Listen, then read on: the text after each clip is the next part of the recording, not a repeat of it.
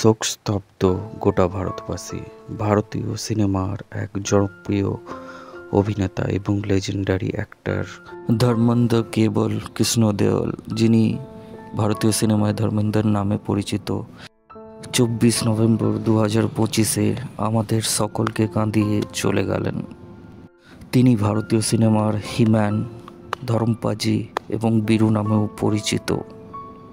এই অ্যাক্টর 1935 সালের 8ই ডিসেম্বর পাঞ্জাবের লুধিয়ানা শহরের নাসরালি গ্রামে জন্মগ্রহণ করেন। প্রথম জীবনে তিনি অনেক স্ট্রাগল করেছেন।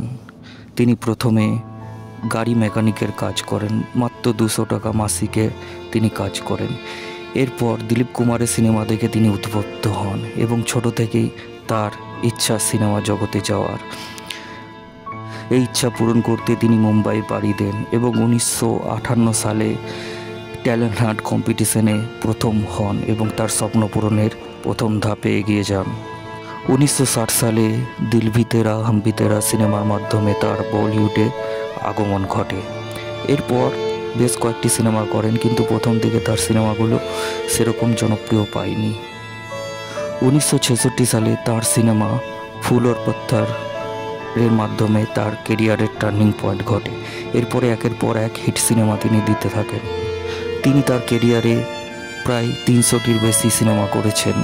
এর মধ্যে শোলে, সীতা গীতা, ধর্মবীর এবং আরও অন্যান্য সিনেমা তার জনপ্রিয়তা পায়। তিনি ছিলেন ভারতীয় সিনেমার এক উজ্জ্বল নক্ষত্র। 1997 সালে তিনি ফিল্মফেয়ার অ্যাওয়ার্ড পান। 2012 সালে তিনি ভারত সরকার দ্বারা পদ্মভূষণ অ্যাওয়ার্ড পান। তার জীবনের শেষ সিনেমা 21। তার পুত্র সানি দেওল এবং ববি দেওলকে নিয়েও তিনি অনেক সিনেমা করেছেন, তার মধ্যে উল্লেখযোগ্য আপনা 2। ধর্মেন্দ্র প্রথম জীবনে প্রকাশ করকে বিয়ে করেন এবং পরবর্তীকালে হেমা মালিনীকে বিয়ে করেন। তার 6টি সন্তান। 2004 থেকে 2009 পর্যন্ত তিনি রাজনীতিতে বিজেপির হয়ে বিকানেরের সাংসদ হয়েছিলেন। তিনি ছিলেন একজন ভারতীয় অভিনেতা, নির্মাতা এবং রাজনীতিবিদ। শোলের বীরুকে আমার তরফ থেকে অসংখ্য শ্রদ্ধাঞ্জলি।